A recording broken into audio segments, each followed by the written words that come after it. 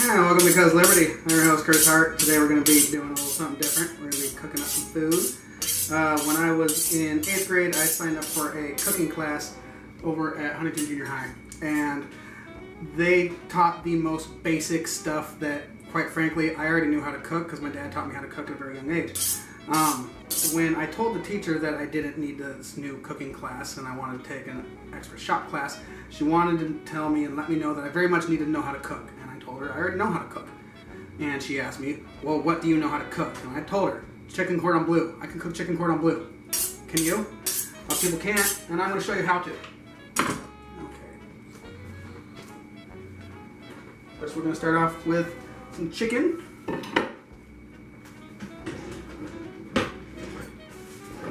I need to pound the chicken out so that it is flat.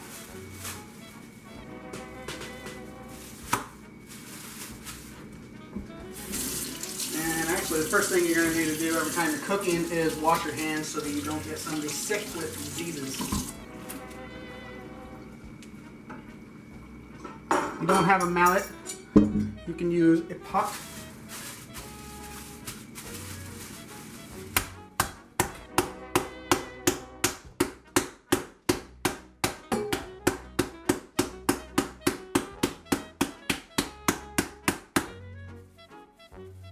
You want to make sure and pound this out evenly and not tear any holes in it.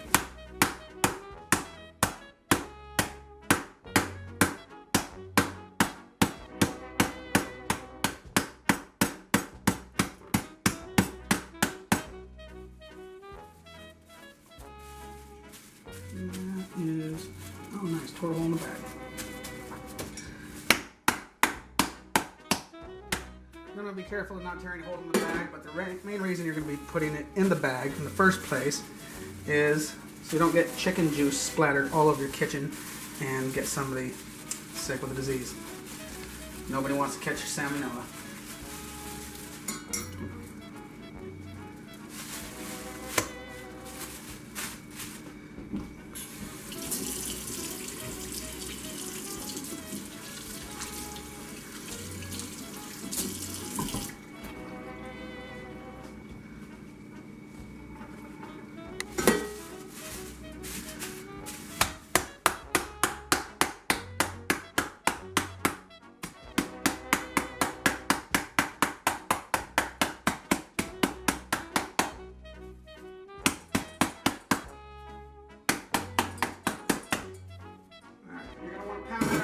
About a 1/4 inch thick.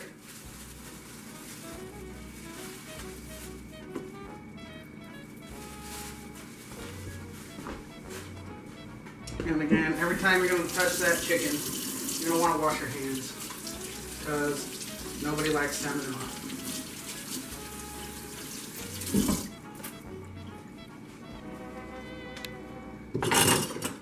Alrighty. We're going to sprinkle some salt, pepper, and some other seasonings on the chicken before we do the rest.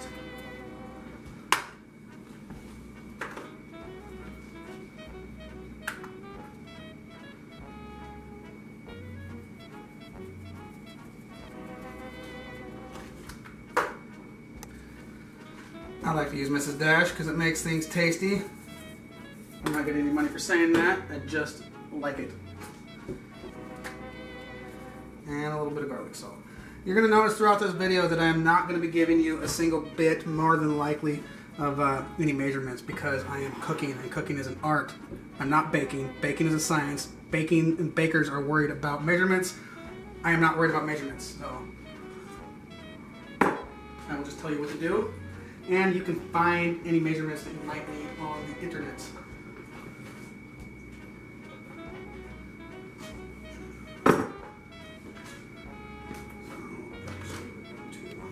Flip these over and do the same thing to the other side.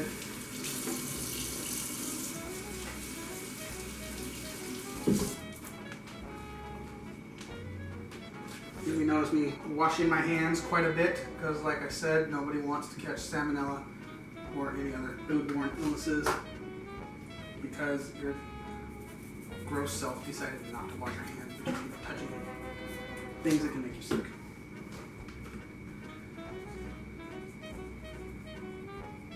Notice I'm not using salt out of a shaker. I like my salt to be blessed by a priest. I use kosher salt. It's kosher for Passover. Let's see here. Alright.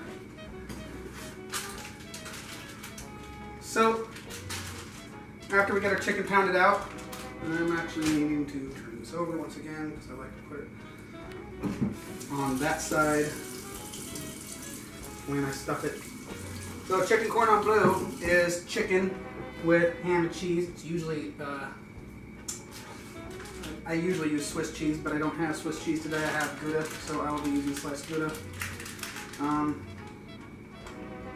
Getting sliced ham helps quite a lot. You can slice the ham yourself if you can manage to get it thinly sliced enough. There's a good chance you won't get that done and accomplished, so just go ahead and get yourself some sliced ham. I'm using Canadian bacon right now because I have Canadian bacon on hand.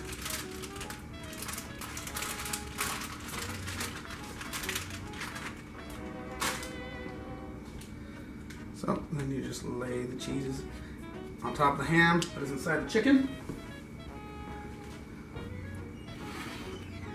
And then you roll it up inside.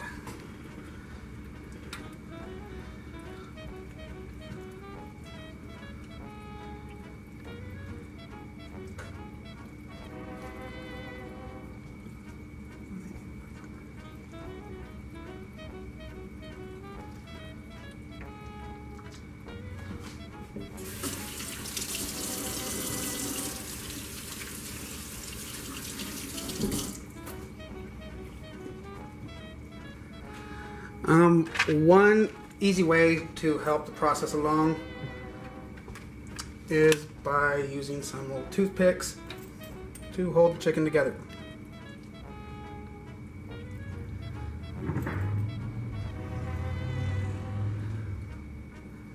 So like I said, you're going to hear me say this a whole lot of times during this whole process. You're going to want to wash your hands before digging your chicken juice hands into the toothpicks so that you don't cross-contaminate and get your family sick when they go to use a toothpick to pick something out of their mouth at a later date and there's salmonella all over said toothpick.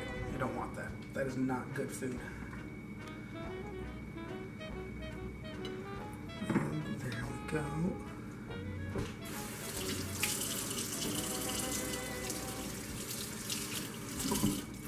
Alright, now it is time to bread the chicken. We are going to bread the chicken with some flour, some egg, and then some breadcrumbs.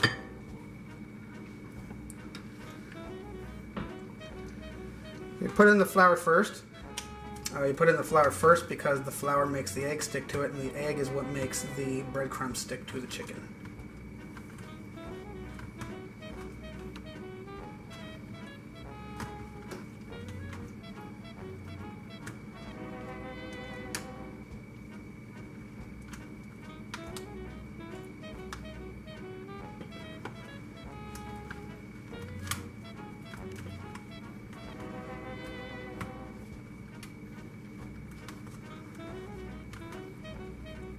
And for those who don't know, this is the same basic way to make fried chicken. You just take your chicken, mix it in the flour, egg wash, and whatever type of breadcrumbs or breading you're going to use. Just really quickly in the chicken, the eggs I mean, and then straight off into the breadcrumb mixture. That off to the side.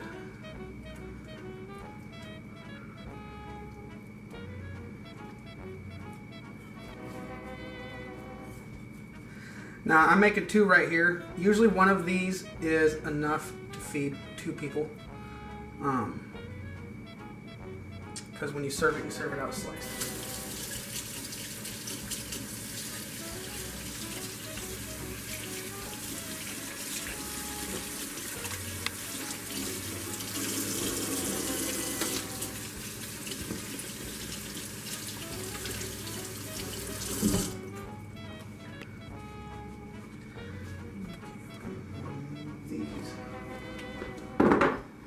From our cooking area. And you're going to want to get get out a pan so that you can fry it. You're going to want to turn your oven on. I basically bake everything. You're going to want to fry it first, and then you're going to finish it off in the oven. I basically bake everything at 350 and just adjust my cooking time unless there's a recipe that specifically calls for a different temperature. Need oil. So I'm going to be using a blend of coconut and avocado oil here. You can use basically whatever kind of oil you want. You're going to want to not really use just pure butter because just butter alone has too low of a smoke point and it will burn before you're able to get the amount of cooking done that you're going to need. But I do stick some oil in there because there's some butter in there. The butter inside the oil will make the butter have a higher smoke point so you're not burning everything up. So turn it on to about medium-high heat. You're going to want to wait till all your oil and butter get to a decent frying temperature, because if you don't have it at a decent temperature when you stick your stuff in there, that's how you get greasy food. Frying works by heating up any moisture that is in the product that you're cooking, and if it basically forces out the moisture, that's why it bubbles up and whatnot. And if you don't have it at a high enough temperature, it just absorbs all the grease and you end up with greasy food, and that is not good food, so don't do that. While that is getting ready,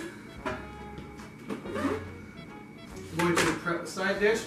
We're going to have asparagus. So when you're getting asparagus, the way to prep this stuff out, the slow way is you hold on to one end, put your finger on about the middle, and it'll break off about that. It'll take about a quarter off at a time. Or you can just take the whole thing in your hand and chop it all just like so. And then if you have a rabbit like I do, you can feed him all of this stuff right here. I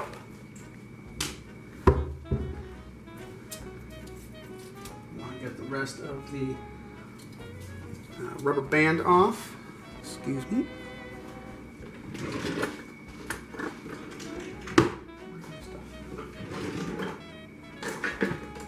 So when you're going with asparagus, you're going to want to cut that top rubber band off so that you're not breaking all the flowerets at the top. You're going to stick it in a pan there. Get it with some of this oil mixture.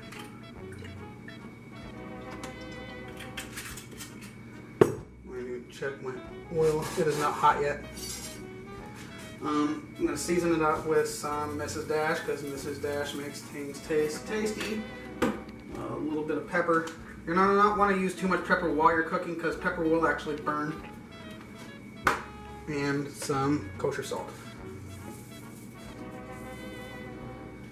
You're just going to take this and mix it all up.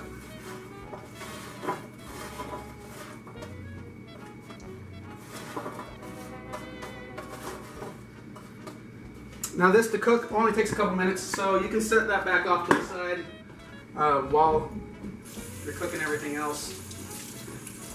You want to wash your hands because after cooking or after prepping off that asparagus, it will leave your hands all oily, and you don't want to get everything in your kitchen dirty. You get oil stains over there. So I'm going to be serving this with some fettuccine on the side, and I'm going to be making up an Alfredo sauce to go over the top of the chicken cordon bleu. It's going to be a really rich dinner. Let's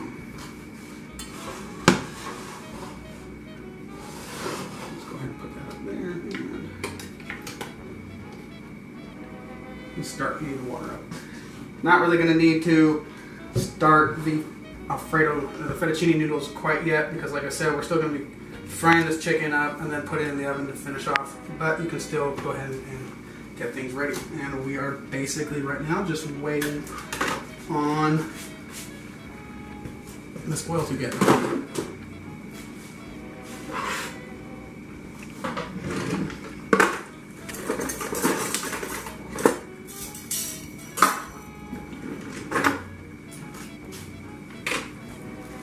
But one thing we can do while we're waiting for the oil to get hot is we can start up our sauce. So, begin the sauce. Turn on your stove to about medium. You're going to want to put some butter in there, using a whole stick of butter. Now, when I cook stuff, I specifically cook stuff that is good for your soul. It's not so much good for your insides. So if you are on a low-fat, low-salt diet, you are not going to want to eat with me or eat anything that I am making. Just a heads up. I don't know if you can hear that noise, but that is the noise of the oil getting ready and being ready. So we're going to go ahead and put this chicken in there. Seam side down first.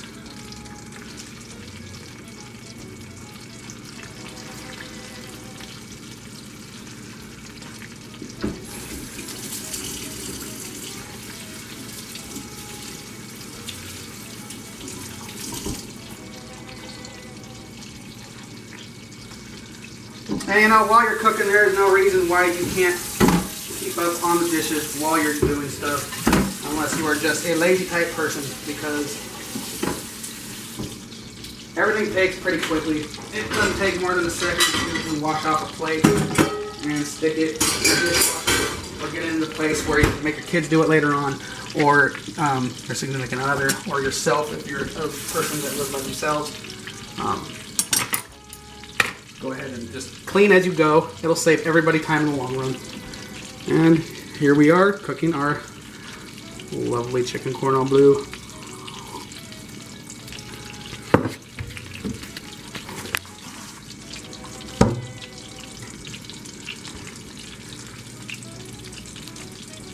It seems to be cooking slowly.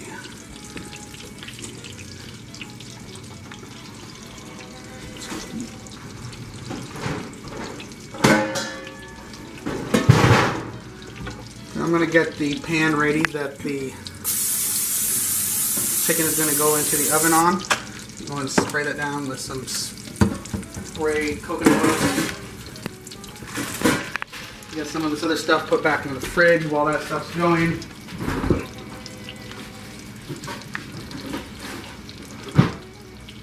Like I said, there's no reason not to clean up after yourself as you're going, to save everybody time and energy. So this is a pretty easy meal to cook. It just takes a little bit of knowledge, and it does have multiple steps. So this is a pretty easy thing to cook. It just takes a little bit of knowledge. It has multiple steps. It's not really what would be considered a basic recipe.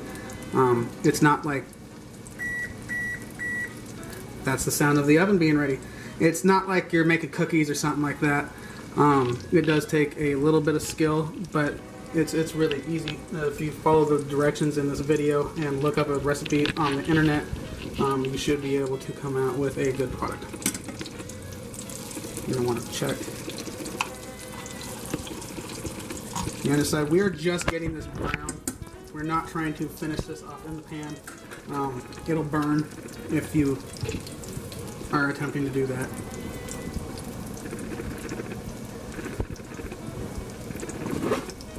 So for the Alfredo sauce, we're going to need a little bit of lemon, some flour, some butter,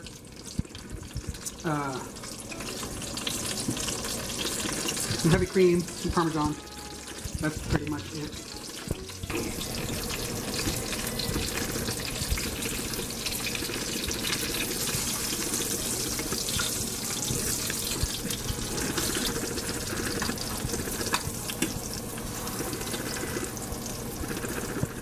So it should really only take about 3 to 4 minutes per side that you're cooking this chicken on. There's roughly 4-ish sides. It's going to be round, so it doesn't really have an actual side, but it's going to come out to... You're going to want to turn it about 4 times. Before you stick it in the pan and put it in the oven for about 20 minutes. Like I said, at 350 degrees. You're going to want to check the internal temperature of this. It's going to come out to 165, I think, is what the government recommends you cook chicken to. If you don't have that, I guess you just have to guess. A good way to tell if food is cooked up to the proper temperature. I know the food department, the health department hates it when you say this, but if you stick your finger in some food and you can't keep it in there for more than half a second, then you ain't gonna get sick. That's just the way it is. But if you have a thermometer, just go ahead and temp that. I think it's about 165, pork is 175, I believe. I'm not really sure. I'm not a cook anymore, so it doesn't really matter to me what the government says you have to cook food to. Just make sure your food's done so you don't get salmonella.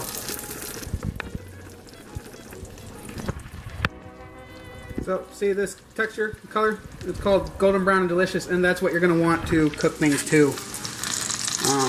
You're going to want to make it look like that, and then you're going to want to stick it in the oven so that it'll finish cooking, because the inside won't be done when the outside is finished. I'm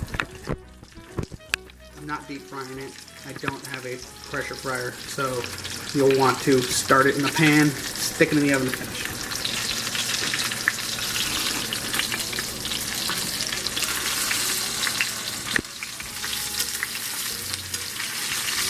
Okay, so it's pretty much done being started. Go ahead and put that into the baking vessel and slide it into the oven.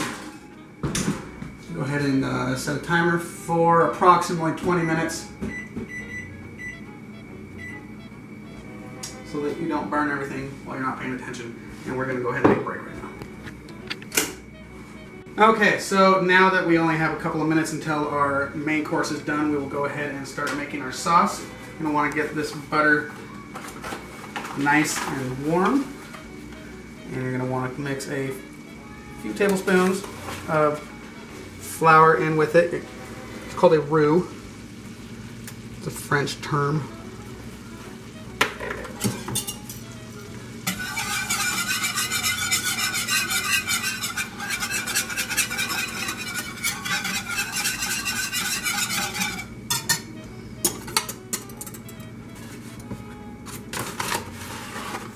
Probably use about 3 tablespoons ish for a stick of butter. You're not going to want to do a lot, because the more roux you put in there, the more flour you put in there, the thicker it'll get, and it'll thicken up as you mix in the cheese.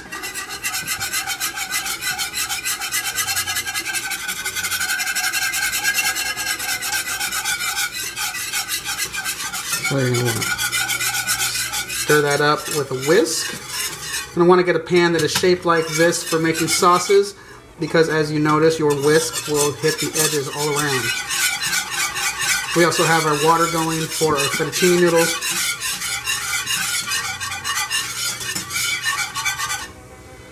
And that's quite a bit of butter, so I'm going to add a little tiny bit more flour.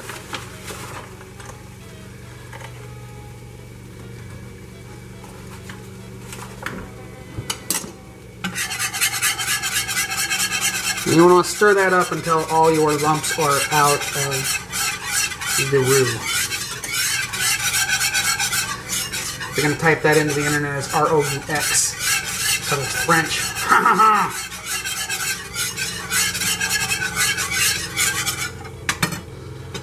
Alright, and you're going to want to add your cream next. I'm going to go ahead and stir that up.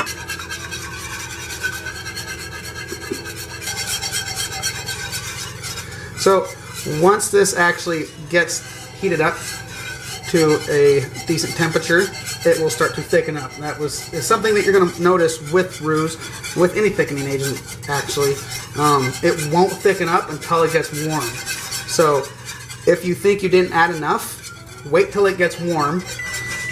And that right there is our chicken cordon bleu being done in the oven. You're going to want to put on your infinity gauntlet and grab that out of the oven. And look at that. See, some of your cheese is going to become melted out. I'm going to spit out the sides. I don't really know if there's a way to stop that from happening. I suppose there probably is. I am not aware of it though. Then we want to constantly mixing your Alfredo sauce though has butter in there, and we're using the flour not only as a thickening agent but as an emulsifier, so it won't break. You'll know when your sauce breaks because it will turn into this big oil slick, and it'll separate and it won't look tasty. It'll still be tasty, it won't be as tasty, but I mean, you're mixing heavy cream and cheese and butter together. It's gonna be good, no matter what you do, for the most part. Well, we got our water there for the Alfredo, or for the fettuccine noodles. We want to add some salt and some oil. Grab some tin foil for the chicken and cover that. With any meat, you're going to want to let it rest when you're done cooking. You're not going to want to cut into that as soon as it is done cooking. That's true with chicken, beef, pork, any of that. If you cut it too soon, the juices inside will all come out and it'll end up being dry. And the reason that happens is when it is resting, the juices inside are pushing out on, I guess, whatever the meat is. And when it comes down in temperature a little bit, the juices go, it mixes back in with the meat so that it's not just like trying to force its way out. Because if you notice, like when you slice meat that's like freshly out of the oven or off the grill, whatnot, like if you take a steak or grilled chicken or whatnot and you immediately cut it, you'll end up with a plate full of nummy drippings. And if you don't do that and you wait like you're supposed to, all those nummy drippings will still be inside your meat and it will still be good eats.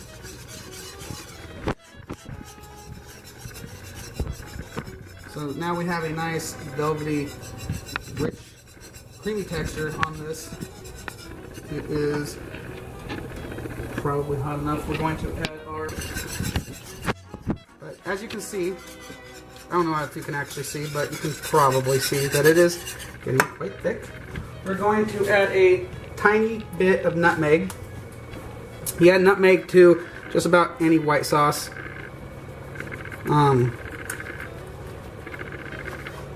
Yeah, just a tiny bit. It makes the flavor really pop and come out nicely. You're not going to want to add any salt to this because the cheese has plenty of salt in it.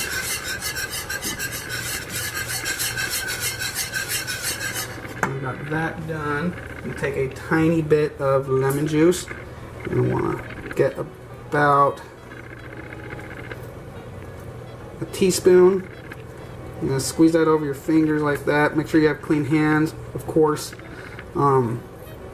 Catch any seeds that might pop out. That's probably enough. You're going to be doing that to add a little bit of, not only flavor, but a little bit of acid to the sauce. Taking this fettuccine. Once it starts cooking, it'll bend so you can get it the rest of the way in your pot. And like so. That is done. We're going to add our asparagus.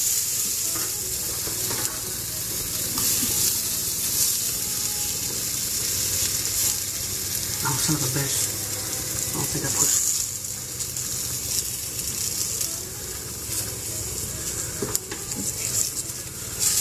So, not sure that I pushed start on this guy over here, but luckily my lovely assistant has been holding the camera, so still picking stuff up. You might notice a bit change in the audio quality. That's okay. I'm not perfect. It's not like I'm the star of a cooking show or anything, or have a crew of people running my stuff. But my lovely assistant did point out that this camera over here wasn't actually going. Oh well, such is life. So we're going to have this turned down. You're going to want this sauce over here turned way down. because if you don't, you will end up with lumpy, gritty, not super tasty sauce. And you're going to be adding this cheese super slowly. You're going to want to make sure and stir it all in so that it is nice and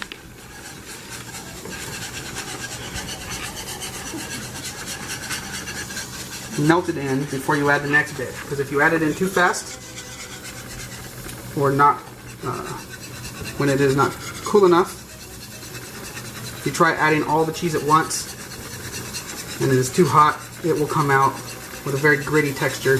It'll still taste decently good, but it won't be as good as it could have been. And you're going to want to stir up your noodles so they don't stick to the bottom of the pot and stick to each other. Not sticking to each other will be greatly helped by the oil that you stick in there, and you add salt to add flavor. Go ahead and like I said, you're going to want to mix it in one scoop at a time, and then stir it in and get it all the way melted before you add the next batch of cheese. And this is true with like any cheese sauce. You're going to want to add a little bit at a time. You're going to make your roux, add your cream or your milk, turn the temperature down, add the cheese slowly, stir it in until it is done, melted. So this is like a thing that you're going to want to be constantly stirring the entire time, because you definitely don't want it to get burnt, and you don't want it to scorch. If you scorch your cream sauce, it's ruined, basically. That is one way to ruin a cream sauce, is by scorching it.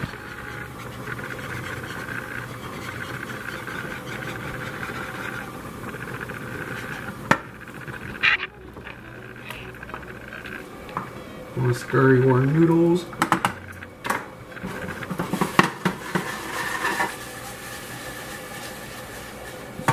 Stir around the asparagus. Asparagus doesn't take all that long to cook.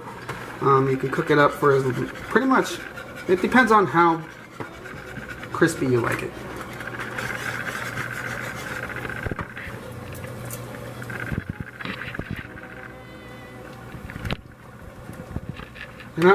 You're not gonna want to overcook your noodles. I like mine a little bit more cooked than al dente. Al dente means not all the way done. But if you overcook them, they'll turn into mush. These noodles are done. You're gonna want to not overcook your asparagus. One thing I failed to mention earlier, as with green vegetables, if you overcook the stuff, you're gonna add a tiny bit of pepper.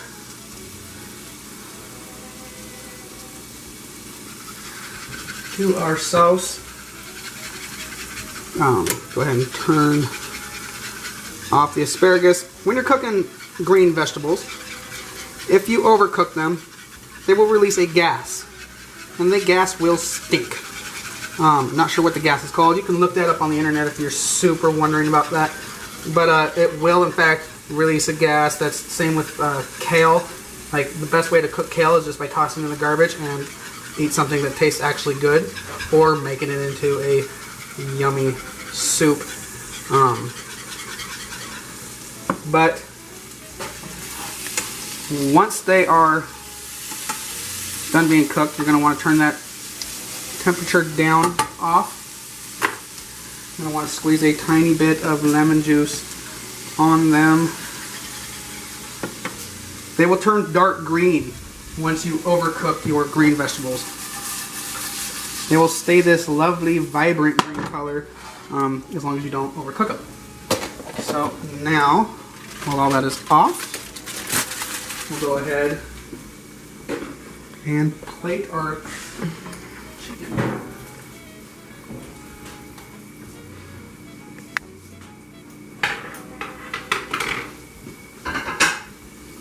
I want to cut these into medallions.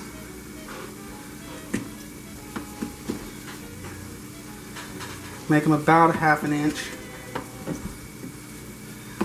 You let them sit, the cheese is going to come down in temperature also, so it doesn't just squirt out all over the place.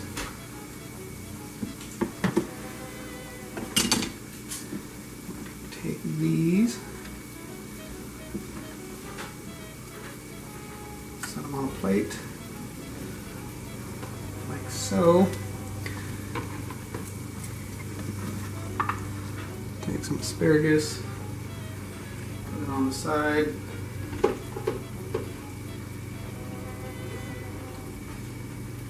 You want to take a little bit of oil, put that into your noodles when they're done. That way they won't stick together. All that starch that are in the oil or in the noodles will cause them to stick together if you don't put some kind of sauce or some kind of fat, whether it be butter or oil or spaghetti sauce or Alfredo sauce. You're going to want to mix some kind of sauce or oil in that so it doesn't stick together, because that will not be tasty. And then you're going to want a spoon.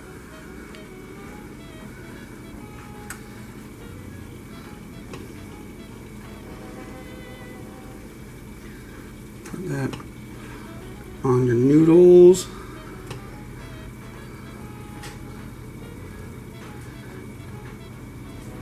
And on your chicken.